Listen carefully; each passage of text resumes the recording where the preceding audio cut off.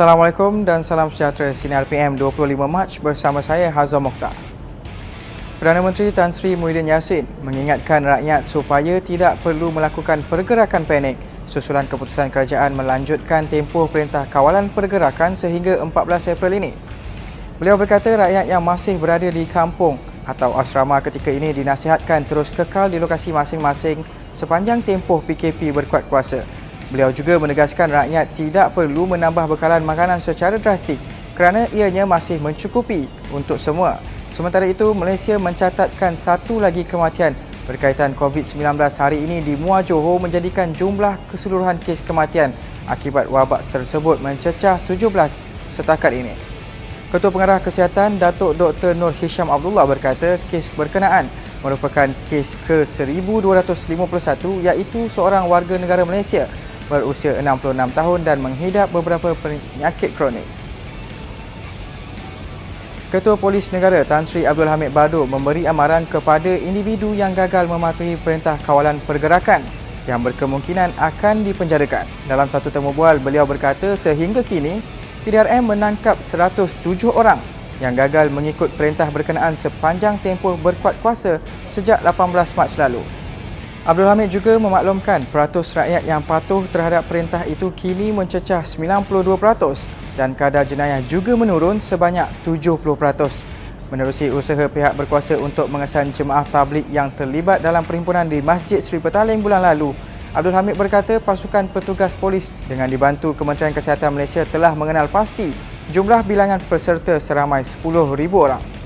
Dalam pada itu, beliau juga mengingatkan orang awam supaya tidak merendahkan jemaah tabligh kerana ramai yang telah beri kerjasama penuh.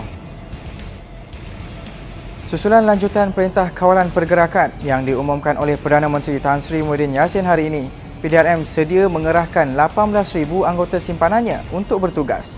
Ketua Polis Negara Tan Sri Abdul Hamid Badur berkata anggota terbabit akan dipanggil untuk bertugas mengikut keadaan semasa dan saranan Kementerian Kesihatan bagi mengawal penularan COVID-19.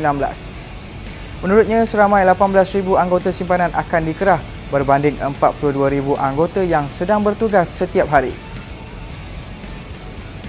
Wanita yang melarikan diri ketika menjalani ujian saringan COVID-19 di Hospital Parit Bunta Ahad lalu bukan seorang pramugari syarikat penerbangan di Singapura seperti yang tular di media sosial kemarin. Ketua Polis Daerah Krian Superintendent Omar Bakhtia Yaakob berkata wanita itu sebaliknya hanya pernah mengikuti kursus pramugari selama sebulan di Sungai Besi pada November 2019. Menurutnya, suspek kini dirawat di Hospital Taiping berikutan mengalami simptom COVID-19 dan turut disahkan mengalami simptom psikiatri atau kurang waras yang mana perkara itu disahkan sendiri oleh doktor yang merawatnya. Perkara itu juga disahkan oleh bapanya Abdul Malik Ahmad sewaktu siasatan dijalankan dan semalam soal siasat dijalankan terhadap suspek memaklumkan dia bertindak melarikan diri dari Hospital Parit Bunta dan bersembunyi di sebuah rumah di Nibong Tebal, Pulau Pinang.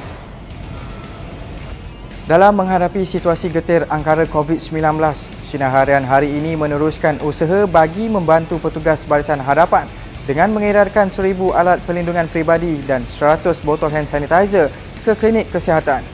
Penyelaras tabung COVID Sina, Auzani Fikri berkata seramai 30 sukarelawan tabung bantuan frontliners COVID-19 Sinar Harian mengedarkan bantuan itu terutama di lokasi zon merah. Menurutnya, kesemua sukarelawan turut mengikuti garis panduan Kementerian Kesihatan ketika pengedaran dilakukan. Sejak Sabtu lalu, Sinar Harian mengaktifkan tabung COVID Sina bagi membolehkan rakyat di negara ini berganding bahu membantu barisan hadapan dalam mengumpulkan dana kelengkapan perlindungan diri serta makanan.